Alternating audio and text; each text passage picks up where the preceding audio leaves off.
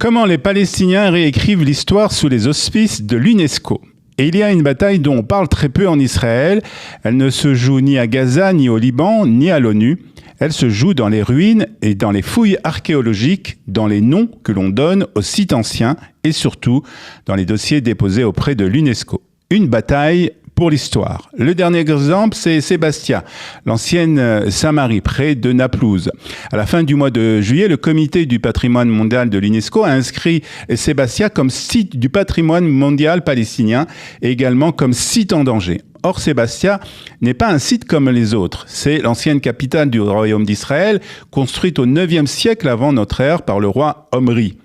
Une ville qui fut ensuite reconstruite par Hérode avant de connaître des périodes romaines, byzantines, croisées, puis ottomanes. Pour Israël, ce classement n'est donc pas seulement une décision archéologique, il s'inscrit dans une bataille beaucoup plus large sur le récit historique de la Judée-Samarie. Et Sébastia n'est qu'un exemple. Quelques jours avant la décision de l'UNESCO, l'autorité palestinienne annonçait l'ajout de 12 nouveaux sites à sa liste indicative. Cette liste qui sert ensuite de base aux futures candidatures au patrimoine mondial. Parmi ces sites, on trouve des lieux parmi les plus importants de l'histoire juive, tels Remédia, l'ancienne Hebron, Hérodion, le palais d'hiver des rois hasmonéens à Jéricho ou encore l'ancien système d'aqueducs qui alimentait Jérusalem depuis les environs des bassins de Salomon. C'est précisément là que commence la controverse. Dans plusieurs dossiers palestiniens, ces sites sont présentés sous des noms arabes et à travers des périodes historiques qui précèdent ou contournent leur dimension juive. Tel Balata, tel Reméda sont par exemple regroupés sous l'appellation des sites-États cananéens. Le passé cananéen de ces villes est évidemment une réalité historique, mais à Hebron, il n'est pratiquement pas question d'Abraham, de l'achat de la grotte des patriarches ou encore des 7 années durant lesquelles le roi David y a régné. Autre exemple très parlant, le palais des Hasmonéens de Jéricho. Le dossier évoque leur importance à l'époque hellénistique, mais le mot hasmonéen n'apparaît pratiquement pas, alors que ces palais furent construits par la dynastie juive qui gouverna la Judée après la révolte des Maccabées. Même chose pour l'Hérodion.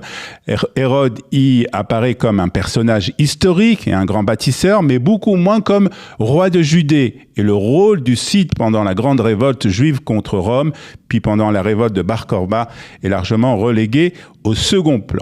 Et il y a aussi le système d'eau de Jérusalem, les aqueducs et les bassins de Salomon sont décrits comme une prouesse d'ingénierie antique. Mais le contexte qui explique pourquoi Jérusalem avait besoin d'une telle quantité d'eau est beaucoup moins présent. Or, cette infrastructure se développe à l'époque du Second Temple, lorsque des dizaines de milliers de pèlerins montent régulièrement à Jérusalem.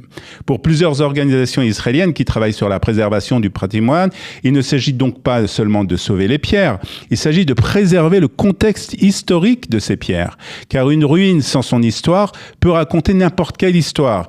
Et c'est là que cette bataille devient politique. Une inscription à l'UNESCO ne signifie pas qu'un peuple devient propriétaire d'un site, mais elle donne une reconnaissance internationale à certaines manières de la présenter.